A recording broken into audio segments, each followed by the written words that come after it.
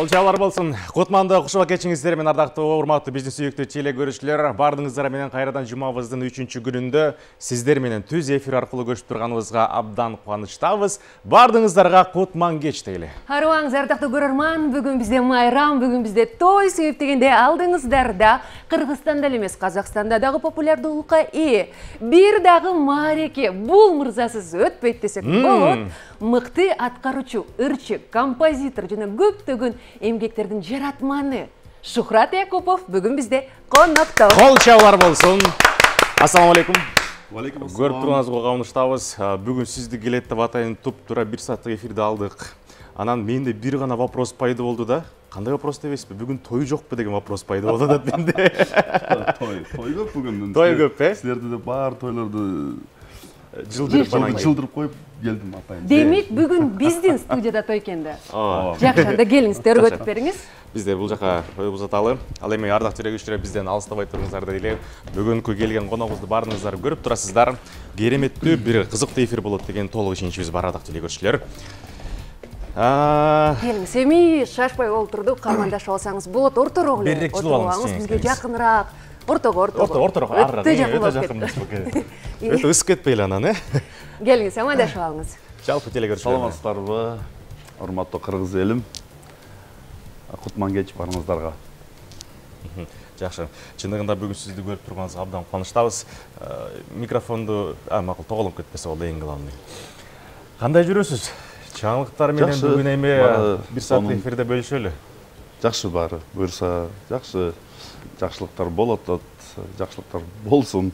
Болсун дейли. Анан гүзай, сизди бир гана той, маарекелерде эле эмес, бизди көрүп жаткан экран аркылуу дагы миллиондогон көрөрмандардын, угармандардын бир мокумун кандырганча ырыңызды угуп, маегиңизге күбө бол деп турабыз. Сөз башынан болсун, алгач эле сиздин бала чагыңызга кайрылгыбыз келип атат.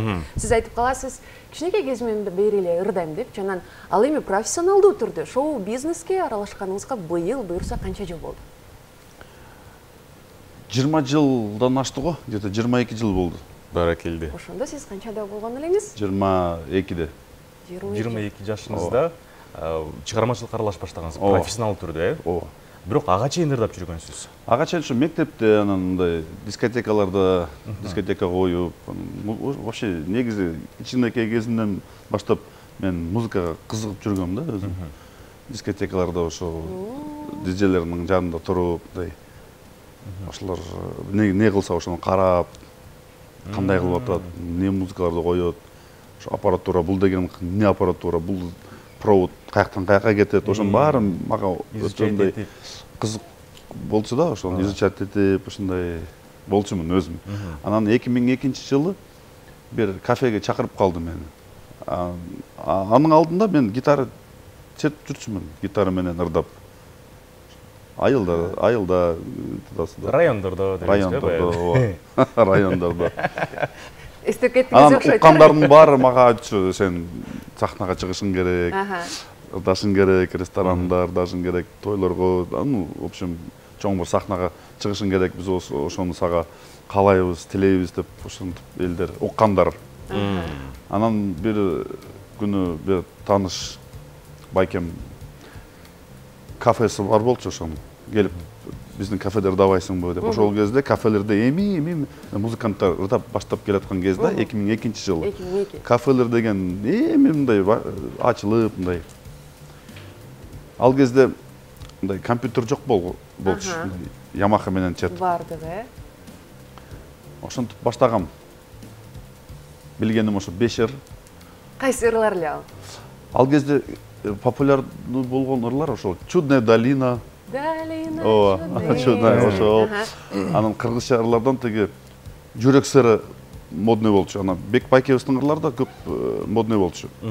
Сунамыр десте, ошолорду ырдап.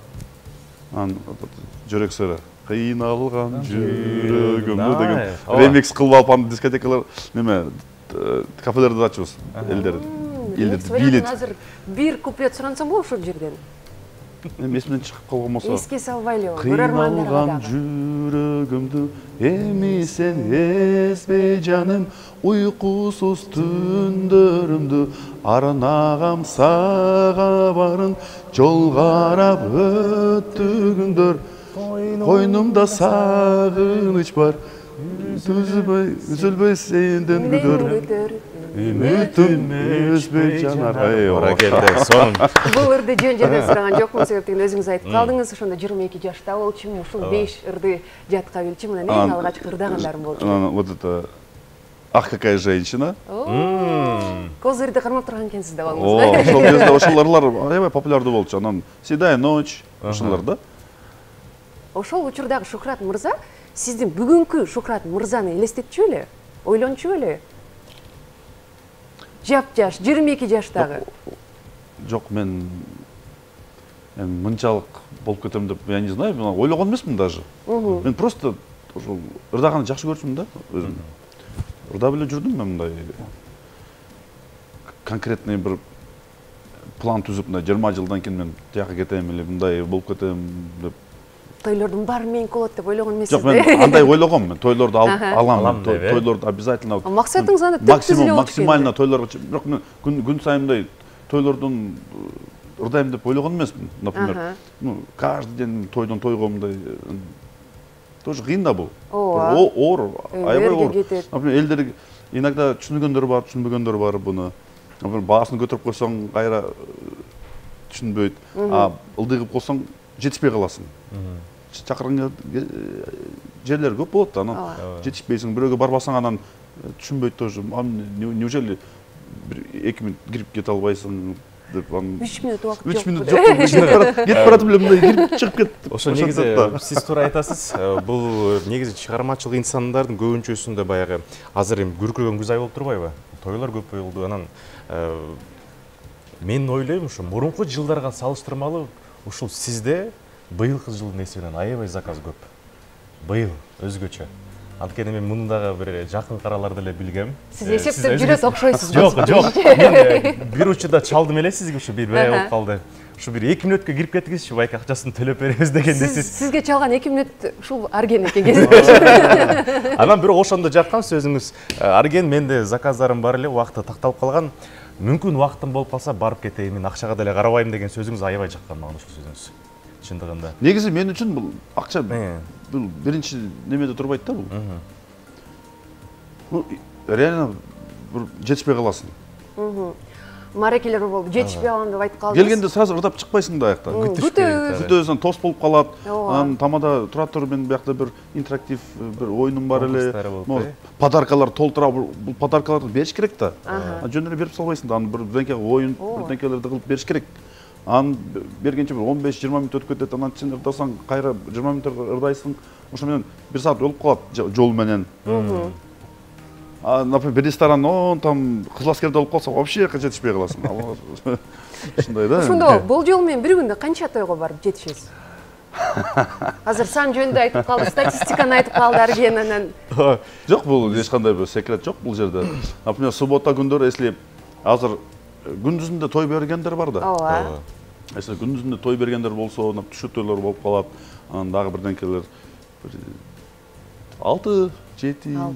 Эң максималдуу рекорд койгонуңузчу? Барып 2 мүнөт кирип жетишип келгениңиз. 10 тойго жетишкенсиз. 10. Вау. Баракелде. Жакшы. Эми акчасын ичи менен эсептеп коеюн. Акчаны эсептеп эле. Бир четтен бизде бир удобный жер бар. Азыр ресторандар бары топовый бир жерде болуп калды да, Алматинкада. Алматинкада болуп калды. Ошол жакшы, ырчы, бийчи немелерге оңой болуп калды. Эми той жөнүндө сүйлөшүп калсак ушундай да. Туура эле. Болгон бизде маданияттын баары тойдо болуп атат да азыр. Туура. Театрга барган ким бар азыр? Бир жылда бир жолу барбасак, тойлордон көрөбүз баарын, ырчылардын тойлордо көрөбүз. Ошо маданияттын баарын тойлордон көрсөтөбүз да биз. Өзүңүз барып турасызбы театрга? Бош болуп калганда тойдон? Барам. Акыркы жолу качан бардыңыз жана кайсы спектакльга? Эсимде да жок даже качан барганым. Негизи музыкадан сырткары жан дүйнөңүзгө искусствонун кайсы жанры жакын? Билбейм, даже литература болуш керек, литература. Азыр болгон гана той эле дебейсиз, ыр дебейсиз. Кайра бирденке сурайсыз азыр. Просто мен мындай некоторые суроолорго мен даяр эмесмин да. Ну, сразу эстел. Эфир бүткөнчө ойлонбаган, Айзада деп эскертип койсоңуз болот. Эстедим деп туруп. Мен кесиптешим ушундай аябай чукуп такап берген жакшы болот вопросторду. Анан биздики биякта мындай кенен эле отуруп, каалашындай эле жооп берип, каалагандай вопростор берилет. Анан ошол арасынан кесиптешимде жакшы айтып калды, баягы бош учурларда немен элек болосуз? Эми азыр күз бүтөт, күз деле өтөт. Кыш келатат. Бош учурларда эмне кыласыз? Немен алек болосуз өзү негизи эле? Тойдон чыккары деле. Билбейм, мен вообще вот 5-10 жыл болду, вообще мындай свободный мындай жаткан күндөрүм эсимде жок менин. Көбүнчө эмне менен ырдап Даже карантинде да ырдап жүрдүм мен, если честно. Закрытый вечеринкалар болду. Вот иштеп эле жүрөт экенсиз. Мен келдим да бияка откровенно сүйлөп, что-то. Ну, силер сурап атасыңар мен. Вот 5 жыл болду, билбейм, вообще. Если, например, убактым болсо, эс алам, жатам үйдө, балдарым, бала чакам бар. Көлгө барам, көлдө 1-2 күн жатам. Илхом издеп жүрөм. Каяктан аласыз? Бирденке жазыш керек да. Негизи илхом деген эч ким билбейт каяктан келет. Жөн эле Жөн эле базардан кетип барып эле башыңа бирденке келип калышы мүмкүн. Машинадан мен кетип барып кечинде бирденке келип калышы. Же болбосо бир ырды угуп эле бир жаңы бир ыр. Ооба. Мындай бир. Окшоштук бая, Ну, примерно ошондой бир жазсам экен деп оюңа келип калат, ошо менен жазылып кетет. Ыр жөнүндө сөз болду. Учурда сиздин репертуарда канча ырыңыз бар? Жана канчасы өзүңүзгө таандык? 50 ыры бар. 50. Ооба. 50 бар. Анын 50-нын ичинде, допустим, бир 4-5 мындай элдер тааныйт да. Калгандары мындай жазылган, бул жерде калып калган. Мындай чаң басып жатат бир жерде. Чаң басып жатат. Качан алып чыгасыз аларды? Аларга иштеш керек да, иштеш керек, мындай элге жеткизиш керек да. Убакыт жок. Кечке чейин бияка барыш керек, бияка барыш керек. Макул. Графигиңизди сурап колчу. Эми тойдон макул бир 12-1лерде бошодуңуз. Үйгө барасыз. Канчага чейин уктайсыз? Эртең менен качта отурасыз? Мен тойлордон 11-11:30 бошоюм. 12 чейин редко, когда 12 бирөөгө барып ырдаганым. Максимум 10:30 барасың, 10:30. 10:40, 11 это край.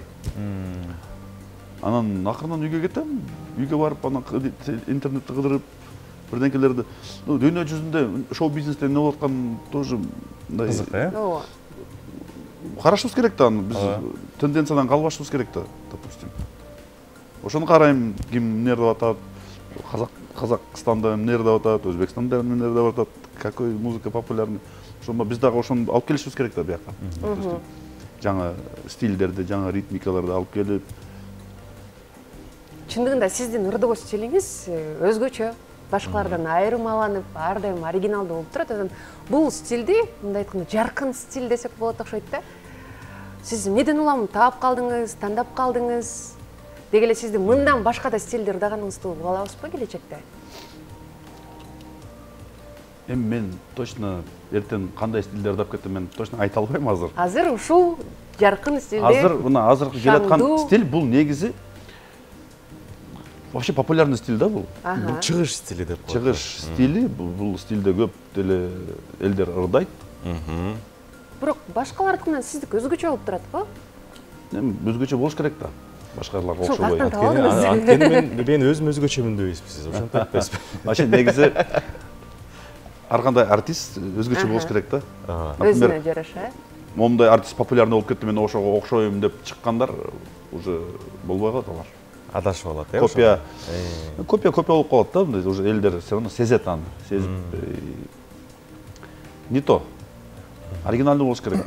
Любой ырчы, бийчи, там чыгармачылыкта жүргөндөрчү. Ошол негизи эле кыргыз маданият чөйрөсүндө жүргөндөрдөн өзүңүздү сизди туура ырдагандарды байкап каласызбы же байкабайсызбы? Жок, андайларды мен байкаган жокмун. Пока андайлар пока нету. Эртеңки күн бир ошону чыга турган болсо, көз карашыңыз кандай болот? Чыксын. Мен наоборот жардам берем анда. Колдойсузбу? Конечно. Баракелде. Жакшы. Анан бул деген немеде мен ырдап аткан это стиль, определенный стиль менен ырдайм да. Поэтому азыр жаштар дагы менин стилиме көнүп калды уже.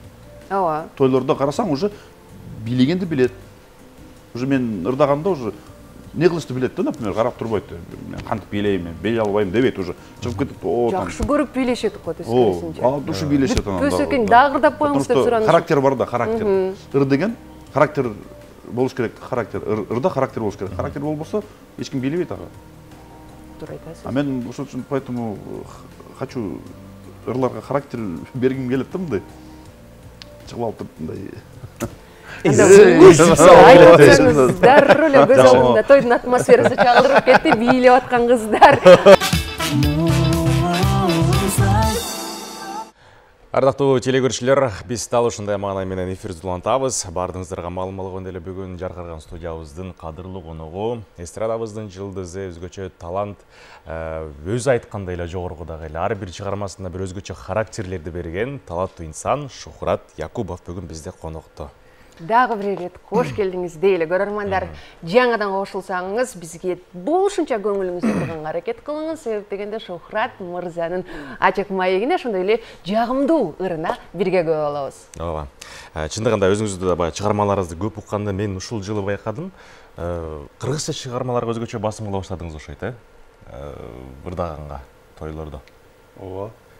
Менде мындай пландар илгери эле болчу. Кыргызча, ырдагың келет, например, сен канча көп адам укса, ушунча жакшы да, любой ырчыга. Мен 10дай кыргызча ырларым бар, 10дай. 10. Бирок мен тойлорго келгенде, все равно тигилерди ырдап бер дешет да. Суранышат. Тиги каран ырдап бер, 70 ырдап бер, тиги ырың бар эле бул. Например, Кыргызстан жөнүндө еще 2008-жылы жазган ырым бар, Кыргызстан мекеним деген. Ал тоже чыккан жок.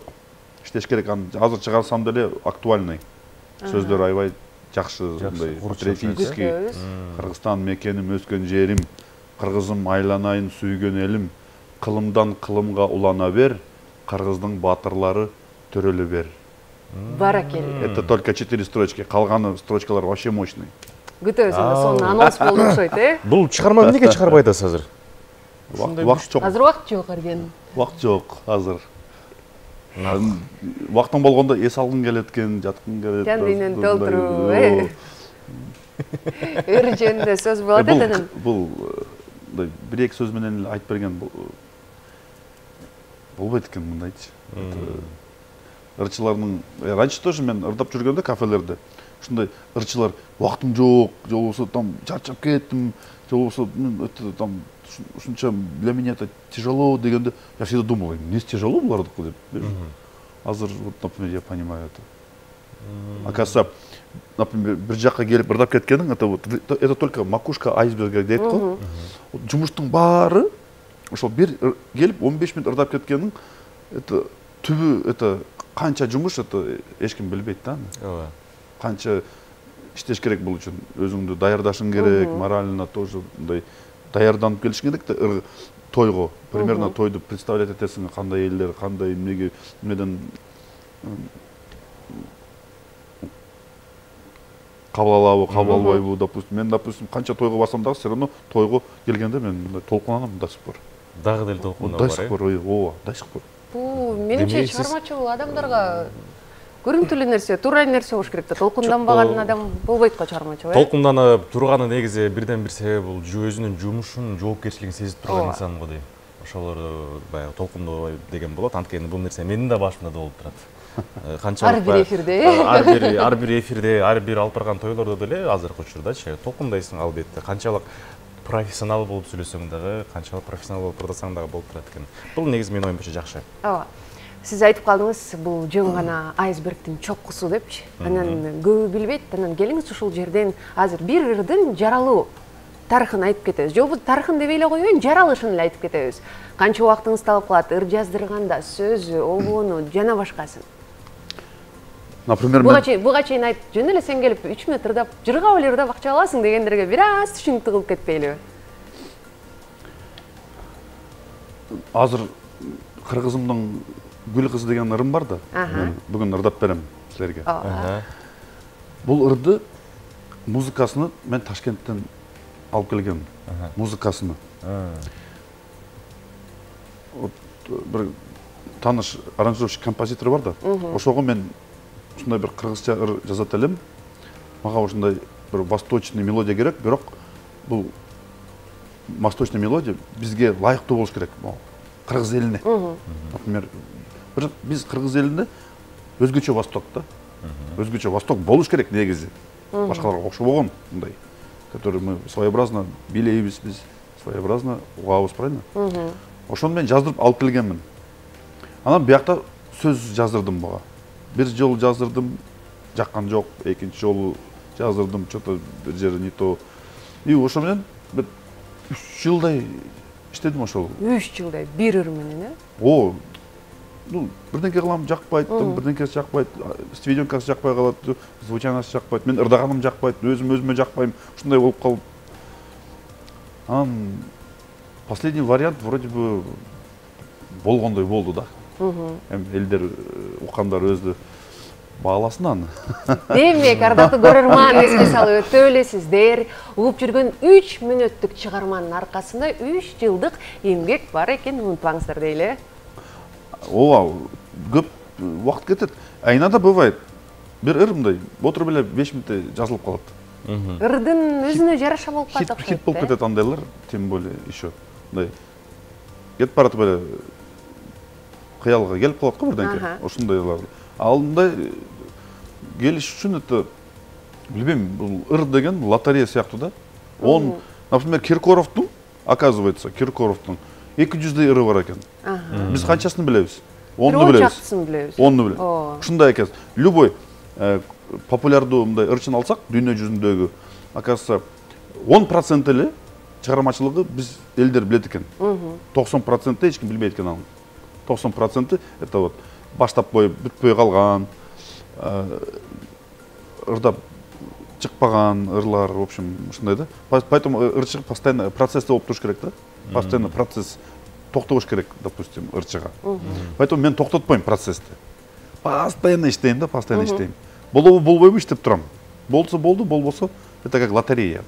Чыгып кетет, элдин как от сердца к сердцу дегендей. Демек, болжой турганга болбойт экен, ушул хит болот дегенге болбойт экен да. Аны эч ким гарантия бербейт. Болгону эң негизгиси сапаттуу, аранжировкасы болсо, сөзү болгону бардыгы топ келсе, бирөө болбосо бирөөсү дегенде, Вот мен аны 3 жыл иштеп келдим, бирок еще бүтө эле калды. Например, бул ырга клип жазыш керек. Клип тартып туруп, анан мындай чыкса, анан элдер уже буну башкача воспринимать этет да. Мындай эле укканда эле, например, некоторые азыр түшүнбөй калат, допустим. Ким ырдап атат азыр? Бар бир го, допустим, радиодо бирде ырдап атса, все равно, допустим. Ну, песня играет там. А мындай уже телевизорге ырдап чыксаң, бийчилер менен мындай жакшы мындай бир локация менен ал уже башкача болуп калат. Башка уровенде надо иштеш керек, дагы жумушу көп анын дагы. Жумушу көп, туура айтасыз. Андак жаңы клип менен. Акча чыгарыш керек еще. О да, эң негизгиси кылабыз. Расходдор көп. Ошон үчүн иштеп жүрөм да стой коруп дебейсизби? Азыр бирок иштеп акча чогултуп алайын. Өзүңүз айтып каласызбы, клип деп жагы эле жоңорукудагыда. Бизсе көбүнчө байкайбыз, клипке көп басым кылбайсыз, Жок.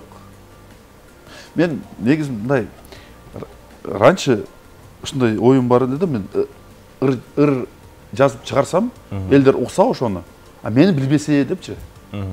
Неге? Билбейм, ушундай бир Сизде кадрдан сырткары эле болуп эле. Мен жаш кезимде ушундай ырчылар болчу. Музыкалар бар, бирок өздөрүн эч качан көрбөйсүң, телевизордон көрбөйсүң. А бирок ырлары жакшы сонун болчу да. Допустим, мистер Кредон дагы качандан бери эч ким көрбөй жүргөн да, потом чыгып калды го бир жерден алып. Кийин. Менен айтыңыз. Качан гана эме болуп калды, чыгам деп эл астына. Мисалы ошол учурда айтып атасыз өзүңүз мындай эл көрбөй эле койсо деп. Жөн гана ырдап жүрө берсем да. Жок, мен тойлордон жүрөм да. Тойлорго кантип чыкпайсың, чыгасың да чакыргандан кийин. Жок. Көздөр азыр түшүнбөй калдыңыз. Жок, түшүнөм. Жок, азыр деле мен мындай клип тартам, телевизордон чыгам деген ойлор анча деле жок менде.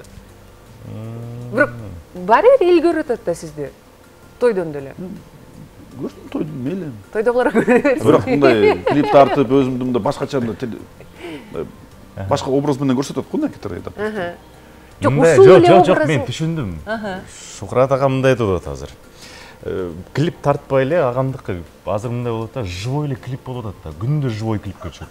Туурабы тойго барып, канча кишинин басына келе жүрөм мына. Эми сизди эми клиптерде тарыхта калса жаманбы? Жок, тартам. Иштейм анын. Болгон музыка каналына келсем, кандай клип деп сурашты деп кетет окшойсуз да. Үйүр жөнүндө, клип жөнүндө сөз болду. Анан бул суроону бербей койсок болбойт. Шухрат мырзага полтодой популярдуулук алып келген кайсы чыгарма? Болуп көрбөгөн. Биринчи чыгарма бул Изи кара. 2008-жылы биз жазганбыз аны. Ошондон бери эл сразу кабыл алышты. Даже клипти, бир клип тартканбыз, бирок клипте без клип эле мындай. Ыргөөрү көттү, телефондон эле тарап кеткен. А экинчиси бул 70 жаш. 70 жаш вообще азыр тойлордо, по-моему, кой болсо той жок го дейм азыр. Любой тойдо мен жок болсом дагы коюп. Өзлөрү жыргай беришет, бийлеп. Особенно жаштар. Бирок сиздин ырларыңыз мындай аудитория бөлүнбөйт го дейм менимче. 7 жаштан баштап 80-70ке чейин деле ырдай берип, бийлей беришет го дейм. Жакшы көрүп эле. Же бир өзүңүздүн оюңузда кайсы бир жок, менде мындай конкретный мындай бир могу аудиторияга иштейм деген ой жок менде. Просто ыр жазам, оккандар угат, жактыргандар жактырат. Кичинекей кыздардан баштап чыгышка апаларыбызга чейин жакшы көрүшөт деп ойлодум да. Билбейм аны. Андайларды билбейм мен. Мындай, менде коммерческий неме жок. Илгертен бери. Мындай, мен могу ырды жазып, будан мынча акча табам деген. Просто мен жазам. Рахат аласыз ошол нерседен. Ошонун рахат алам, калган всё. Өзүм, эч ким укпаса өзүм жүрө берем. Жакшы. Бул учурда кесиптешибиз бир оюн ойнойт окшойбуз азыр, э? Ооба. Дайыспы, кандай оюндар бар эле бүгүн бизде? Оюндарга өтө турган болсок, шарты жөнөкөй, биз сизди ырыңызды, сырыңызды укканга даярбыз. Алдыда дагы бизде 20 мүнөт убактыбыз бар экен. Да, бериле турчу суроолорубуз бар. Ага чейин болсо, оюнубуз мындай, бул барактарда ар түрдүү сөздөр жазылган. Кесиптешим сизге кезек менен чыгарып турат. А сиз болсо кайсы сөз чыкса, ошол сөздөн баштап ырдап кетишimiz керек. Жөнөкөй элекем? Билбейм мен. Мен даяр эмесмин дейсизби? Давай, мейли, давай, алып кет. Мына, Шухрат мырза мындай, жеңил эле сөздөр мындай. Баардыгын ачып көргөзүп койбойсуз. Жок, жеңилип кол, жеңил кайын, бир эки сөздөр мына. Сагынуу, мисалы, сагынуу деген сөз чыгат. Асман деген сөз чыгат. Анан бул сөз чыгат. Анан бул сөз чыгат. Асман деген неме, Гүлнөр эженин ыры бар го, асман. Келиңиз. Биринчи сагынуудан баштайлычы, келиңиз анда. Ыр. Кайсы ыры бар, сагынуу деген. Телегөрүүчүлөргө да көрөсүз коюңчу, сагынуу. Сагынуу, сагынганда айтор. Боло берет. Сагыныч менен байланышкан нерсе боло берет. Сунам ырдесте. Сагынган кезде. Өзүңүз эле айтып калдыңыз. Жүзүм албыр. Турганда эсте. Макул кетти. Сагынуу ошол. Ийгиси, асман. Сагынып туралы. Ошол Гүлнөр эженин ыры. Асман деген, асман деген.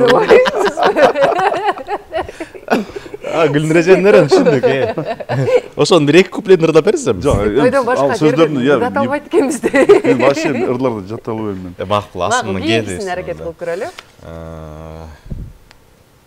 Жаным деген ыр бар го, Мирбектин ыры. Жашоомдун неги. Ошол дейсизби?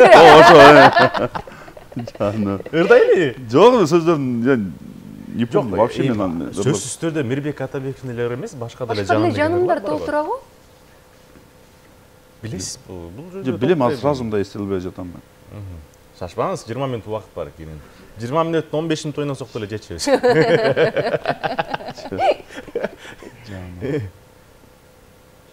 Макул, кийинкисине өтөлү кесиптеш. Азыр эгерде кийинкисинде да ошондой болсо, анда башка оюнга өтөлү. Мейлиңиз анда.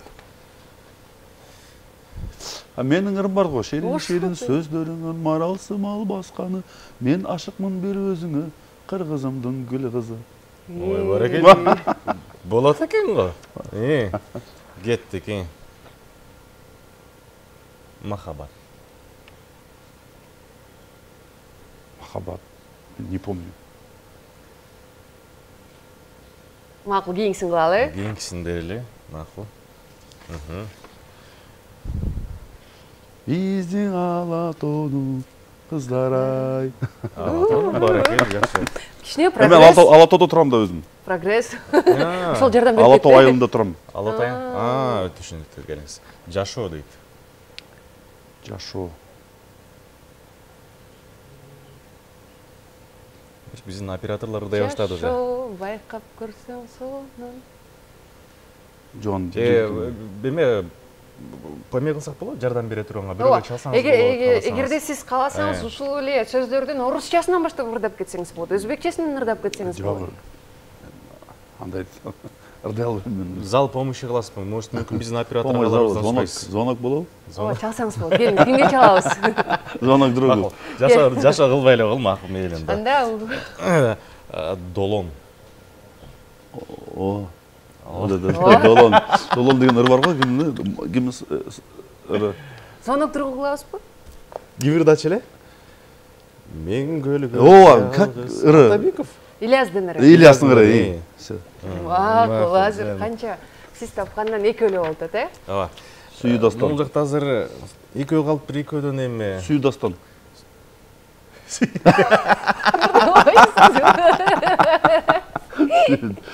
Бар го ушул ыры сүйүү дастан деген. Ошон сиздин үнүңүз менен калды экенбиз. Жок, мен сөздөрүн билбейм да. Жөн эле сүйүү жөнүндө башка каалаган Башка да ырлар билесизби? Сүйүү жөнүндө романтика. Толуп турабы? Сүйүп калдым канетейин, сүйүп калдым мен канетейин. Браво. Болот экен, каракет. Үчүнчүсү макул. Ай, бул.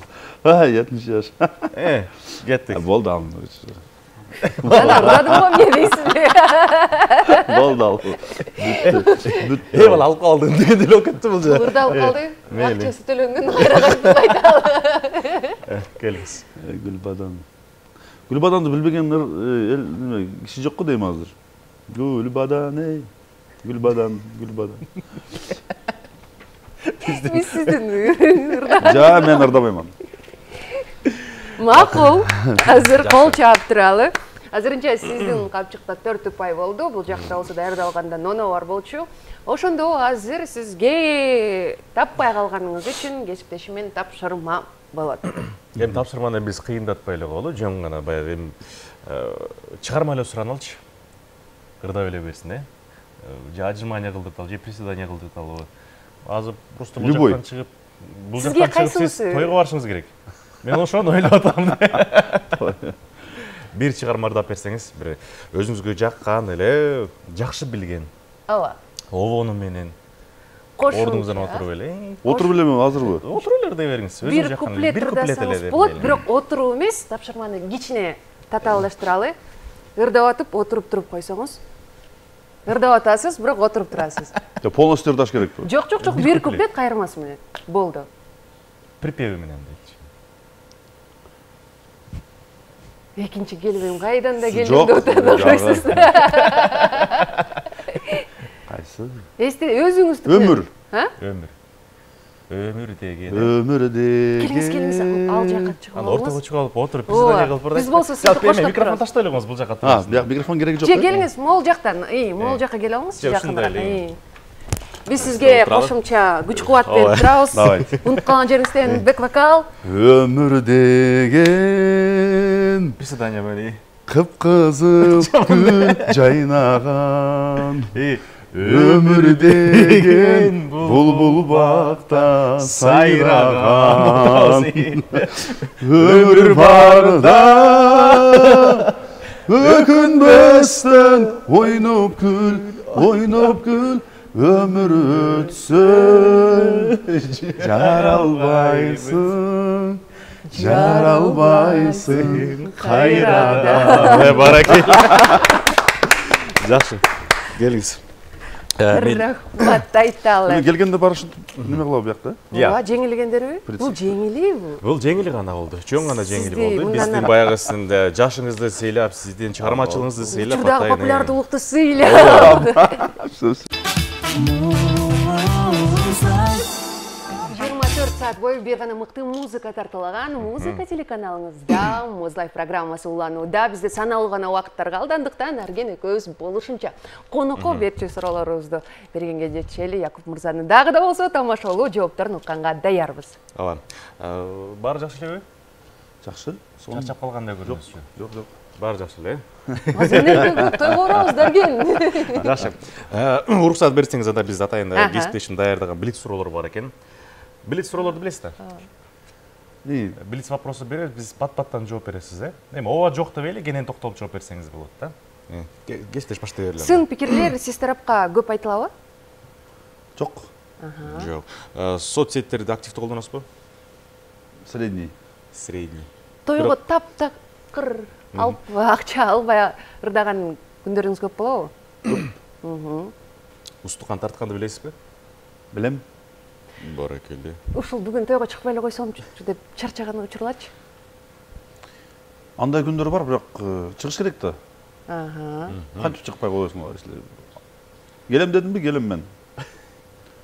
Келбейм дедим, келбейм. Железно. Уланталы. Шукурат мырза ырчы болбогондо ким болмок? Билбейм аны.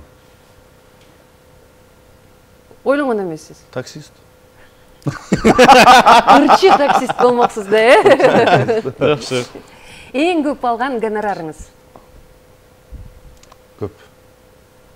Бул жол менен бактын айтпасаңыз эч ким айтпайм. Айта бериңиз.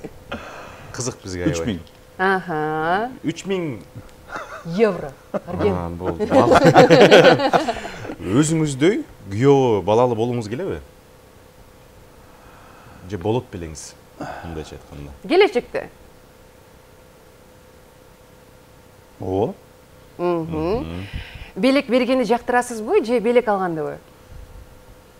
Белекти берем. Кайсыңыз? Бергенди дагы жактырам. Алганды дагы жакшы көрөм. Макул, анталы. Анан тойлорго көп чыгасыз атпайсызбы? Сиз ырдап жаткан учурда билебей койгон гостилер, коноктор болду беле? Андай жок. Мен тойлорго иногда келсемчи, тамада мынтет, бүгүн вообще элге 0 дейт. Кол чаппайт. Что-то вообще эч кандай. Мен сразу мынтебей. Не переживай. Расслабьтесь. Жактан байкап тургула. Азыр көрөсүңөр. Азыр көргөзөм мен дейсиз Ооба, чын. Жакшы экен. Убакытты артка кайтарууга мүмкүн болсо, сиз кайсы жылга бармаксыз жана эмнени өзгөртмөксүз? Эчтекени өзгөртпөйм. Бардыгы жагат. Жагат, нормально, баары сонун кетип баратат. Мен негизи мындай бир аз неме да? Кудайга ишенем да. Кудайдын тагдырына, бергенине ыраазымын. Анан мындай бирденкени өзгөртө элем деген ой жок менде. Болгондо эмес, Болгонго ыраазымын, жокко да ыраазымын.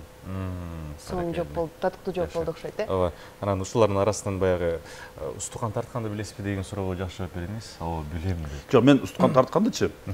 Мен өзүм көп барам. Мындай кыргыздардын Куран окутканга, тойлорго, анан мындай байкайм да, кантип. Анан примерно билем. Бир жолу мен тартып койгом.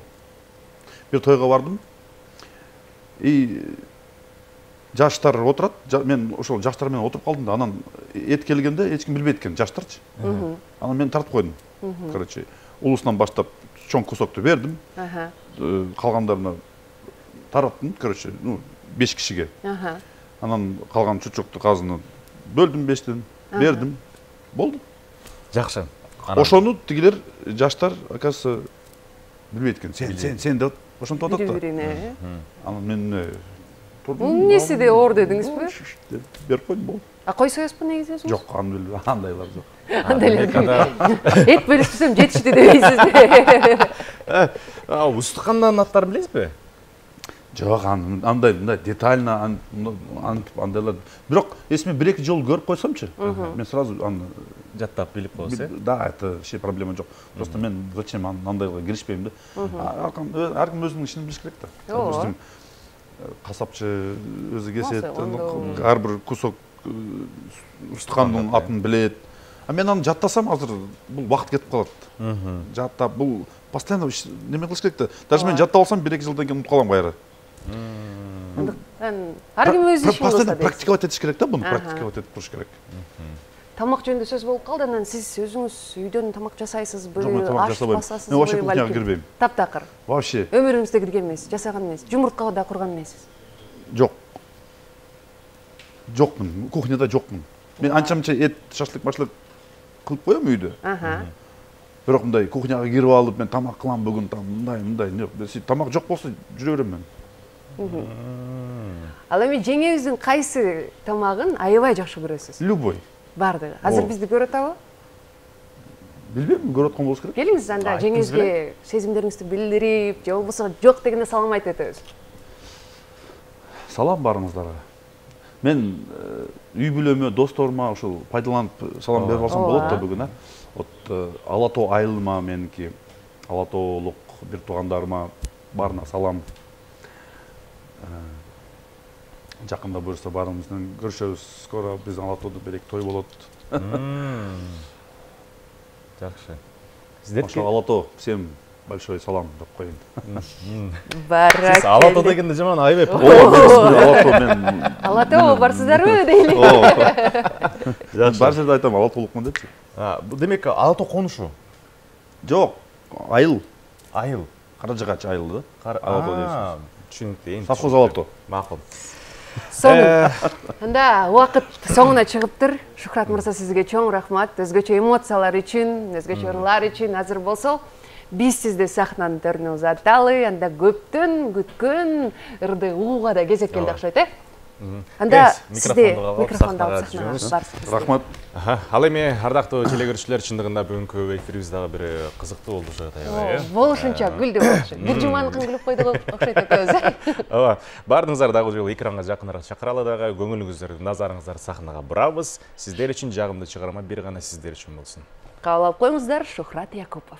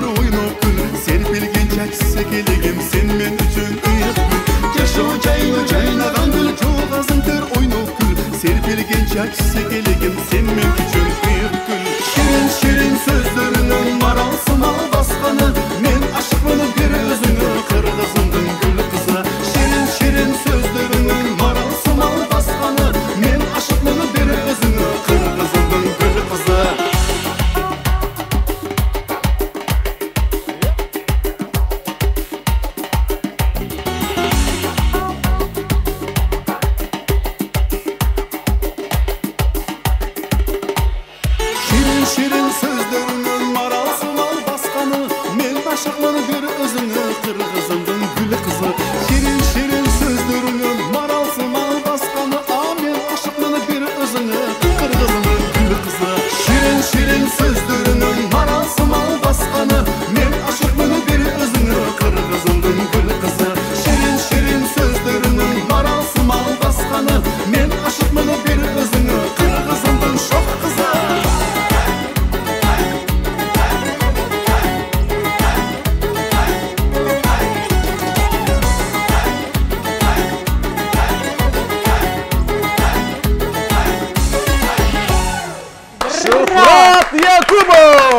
Ал жаулар болсын. Чоң рахмат айталы, дагы да болсо биз сизди ушул студиядан күтөбүз. Чыгармачылык ийгилик сизге, тойлоруңуз бүтпөсүн деле ар дайым ушул жаркыраган маанайыңыз менен миллиондогон көрөрмандардын, көрүүчүлөрдүн жүрөгүнө түнөк салып жүрө бериңиз. Ооба, ал эми ардактуу телегүүчүлөр, биздин дагы коштошо турчу убакыт сааттарыбыз келип жетти. Эми коштошпойбуз, жөн гана кийинки эфирге чейин деп эле айтабыз, туурабы? Бүгүнкү эфирибиз деле баардыгыңыздарга жакты деген ойдобуз. Биз кесиптешмекөз болушунча аракет кылдык. Деги эле бүгүнкү эфирибизди көрбөй калган теле көрүүчүлөр болсо, биздин YouTube баракчабыздан көрсөңүздөр болот, жана ошондой Instagram баракчаларыбыздан көрсөңүздөр болот. Жөн гана көрүп кетпестен астына өзүңүздөрдүн ой пикириңиздерди комментариялар жазып койсоңуздар, биз ар дайым кубануу менен окуп калалы. Ошондой эле сиз эртең саат түшкү 12-де кайталоосун сөзсүз түрдө көрүп коюңуз. Кызмат болгон Нарген жана Айзада жалпыңыздарга мыкты кеч каалайбыз. Эшикте суук унутпаңыз, ардактуу көрөрманым, жылуу кийинип ар дайым музыканы тыңдаңыз. Эшикте суук болсо дагы бирок биздин жүрөктөрүбүз, көңүлдөрүбүз ар дайым жылуу дейли. Бар болуңуздар.